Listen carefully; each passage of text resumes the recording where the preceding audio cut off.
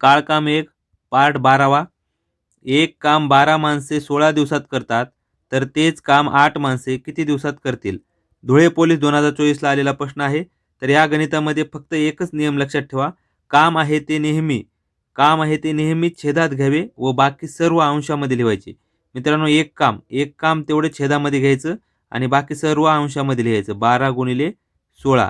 तेच काम म्हणलं की बरोबरचं चिन्ह घ्यायचं आणि त्यासमोर काम आहे ते छेदामध्ये घ्यायचं आणि 8 गुणिले किती दिवसामध्ये करतील त्याच्यासाठी एक्स मानायचं आणि तेच काम म्हणल्यामुळे हे एक जे काम आहे ते पण या ठिकाणी एक काम येईल.